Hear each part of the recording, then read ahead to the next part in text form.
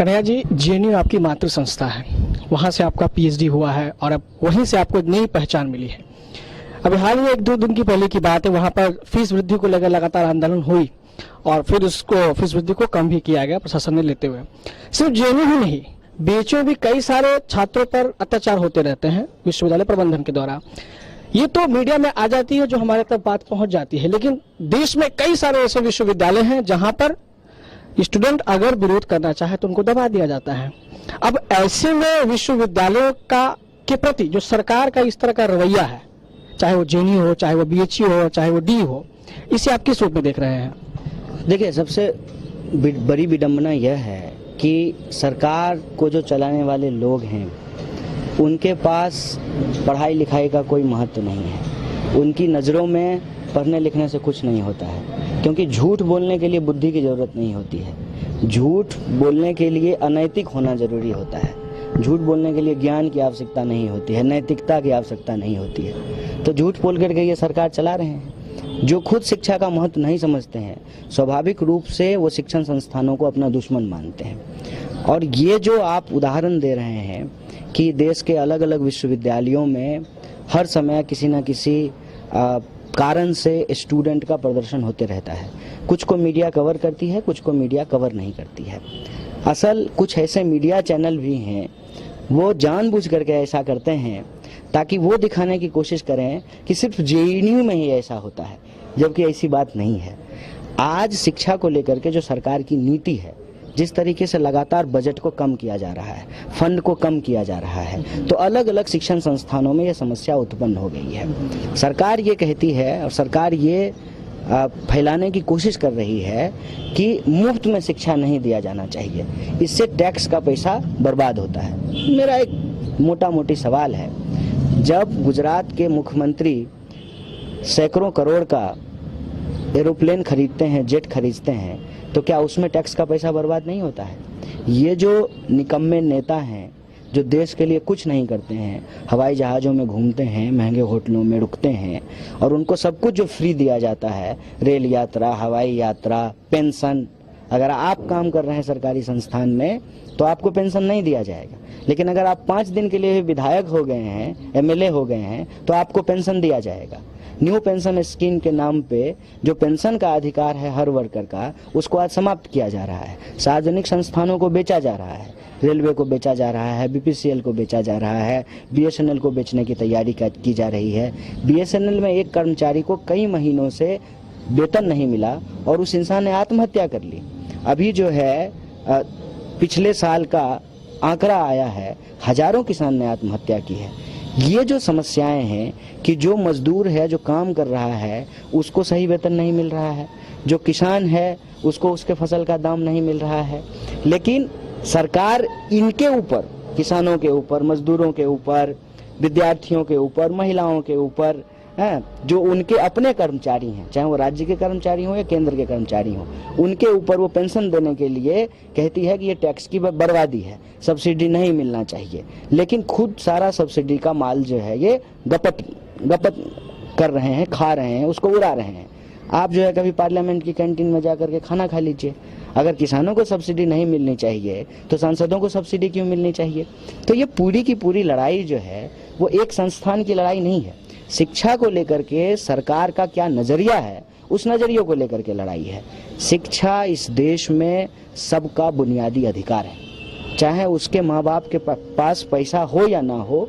ये राज्य की जिम्मेवारी है कि जो पढ़ना चाहता है, जिसके पास क्षमता है, उसको पढ़ाया जाए। अब विश्वविद्यालय जेएनयू में जो आंदोलन चल रहा है उसको लेकर के क्या फैलाया गया? पहली बात ये कहा गया कि दिल्ली में बाहर रहने में 10,000 रुपया रेंट लगता है, तो आप जो है 700 रुपया क्यों नहीं दे रहे हैं? बात 700 रुपये की नहीं है, बात यह है कि शिक्षा हमारा बुनियादी अधिकार है। सस्ती शिक्षा और अच्छी शिक्षा सबको मिलना चाहिए, ये संविधान ने हमको अधिकार दिया है। ये अधिकार आप हमसे क्यों छीनना चाहते हैं? अभी जो जेएनयू में पढ़ने वाले विद्यार्थी हैं, उनका अगर आप पारिवारिक सामाजिक पृष्ठभूमि देखेंगे तो 100 में 40 ऐसे विद्यार्थी हैं जो फीस वृद्धि की गई है उसके अनुसार वो अपनी पढ़ाई नहीं कर पाएंगे, वो कैंपस से बाहर चले जाएंगे।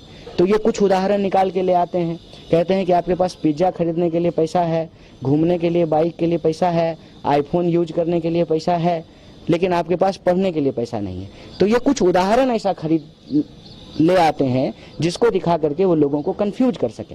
हमारा सिंपल कहना है कि अगर आप एक विद्यार्थी पे पैसा खर्च करते हैं तो कल को जब वो नौकरी करता है, जब वो यूनिवर्सिटी से बाहर निकलता है, तो जितना पैसा उसके ऊपर खर्च किया गया है उससे ज्यादा पैसा वो देश को वापस करता है, टैक्स के रूप में, अपनी सेवा के रूप में। सबसे शर्मनाक बात यह है कि ये अपने मंत्रालय को भी ठीक से देखने के लिए तैयार नहीं है। इनके मंत्रालय में 2 JNU से पढ़े हुए लोग हैं, एक विदेश मंत्री हैं, दूसरे वित्त मंत्री हैं, जो JNU से ही पढ़ करके आए हैं। फिर आप कैसे कहते हैं कि उस संस्थान का देश में कोई भूमिका नहीं है? अभी देश को जो है एक नोबेल लॉरिएट मिला है, भारत के एक व्यक्ति को जो है नोबेल दिया गया है, वो भी JNU से पढ़े हुए हैं, वो भी प्रेसिडेंसी से पढ़े हुए हैं, वो भी पब्लिक फंडेड यूनिवर्सिटी से पढ़े हुए हैं।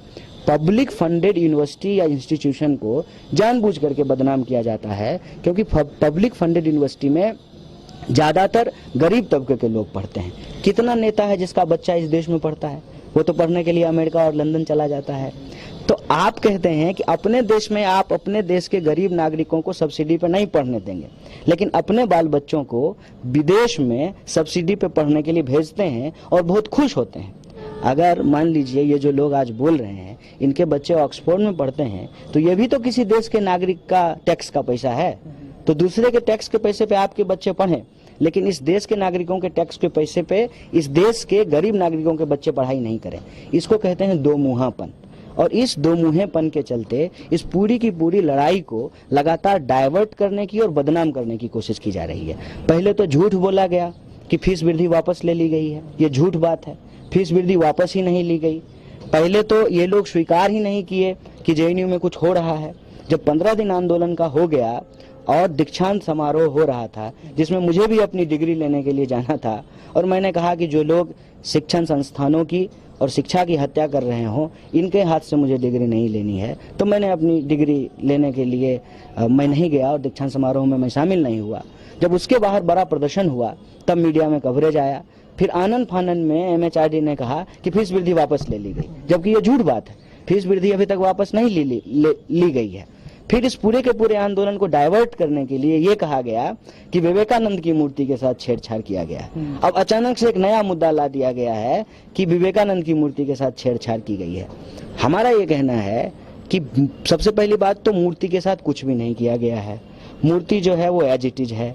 प्रशासन ने मूर्ति बनाई, मूर्ति बने हुए कई साल हो गए हैं, लेकिन शायद वो प्रधानमंत्री को बुलाना चाहते हैं और प्रधानमंत्री को देश में घूमने की फुर्सत नहीं है, क्योंकि वो विदेश में घूमते रहते हैं, वो एरोप्लेन मोड पे रहते हैं, तो वो मूर्ति का उद्घाटन नहीं हो पाया है। मूर्ति एज इट इज जो है वो कपड़े से ढका हुआ है। किसी ने उस पे जा करके कुछ अभद्र भाषा में लिख दिया। कौन लिख दिया, कैसे लिख दिया, ये जांच का विषय है। लेकिन आप देख लीजिए कि पूरा का पूरा फोकस, पूरी की पूरी लड़ाई वो जो है फीस वृद्धि से मूर्ति के ऊपर शिफ्ट कर दिया गया। ये जो मूर्ति की राजनीति है, इसको भी एक बार हम लोगों को समझना पड़ेगा कि 3000 करोड़ रुपए में आप मूर्ति बना देते हैं, लेकिन आप कहते हैं कि इस देश के गरीब विद्यार्थियों के पास को पढ़ाने के लिए हमारे पास पैसा नहीं है। और टैक्स पेयर्स को लेकर के जो इतना बवाल खड़ा किया जा रहा है, सबसे पहली बात, इस देश के जो ईमानदार लोग हैं वो चुपचाप टैक्स देते रहते हैं। आप जो भी सामान खरीदते हैं हर चीज पे आप टैक्स देते हैं। इस देश के सिर्फ बड़े बड़े पैसे वाले लोग ही टैक्स नहीं दे रहे हैं, इस देश का गरीब से गरीब आदमी भी टैक्स देता है। जब आप नमक खरीदते हैं, कलम खरीदते हैं, तो उस पर आप इनडायरेक्ट टैक्स देते हैं और प्रत्यक्ष कर देते हैं। तो टैक्स किसी एक व्यक्ति का नहीं है। और टैक्स पेयर्स के पैसे की बर्बादी की यदि चिंता हो रही हो, तब ये शोर क्यों नहीं मचाया जाता है? जब इस देश में करोड़ों रुपए का जो है जेट प्लेन इस देश के नेताओं को खरीद करके दिया जाता है, मुफ्त में वो पेंशन लेकर के उड़ाते हैं। सिर्फ उनको ही पेंशन नहीं मिलता है, उनके परिवार को भी पेंशन मिलता है, जबकि इस देश के मजदूरों को पेंशन नहीं मिलता है, इस देश के जो कामगार हैं उनको पेंशन नहीं मिलता है। इस राजनीति को समझना बहुत जरूरी है। ये जानबूझ करके लोगों का ध्यान डाइवर्ट करना चाहते हैं इस देश के जो बुनियादी सवाल हैं उससे। हमारी कोशिश यही है कि असली सवालों पे बात हो। अब कुछ लोगों ने कहा कि IIT में इतना ज्यादा फीस है तो JNU में फीस कम क्यों होगा? हम तो कहते हैं कि IIT का भी फीस कम करो। इसका क्या मतलब है कि JNU में फीस कम है तो जो है IIT में फीस ज्यादा है? तो लड़ाई ये नहीं है कि IIT में फीस क्यों ज्यादा है, लड़ाई तो इस बात की होनी चाहिए कि जेएनयू में भी फीस कम है, आईआईटी में भी फीस कम हो। सरकार का ये काम है कि अपने नागरिकों को वो पढ़ाए, एक अच्छा गुणवत्तापूर्ण पब्लिक फंडेड यूनिवर्सिटी और इंस्टीट्यूशन का विकास करे।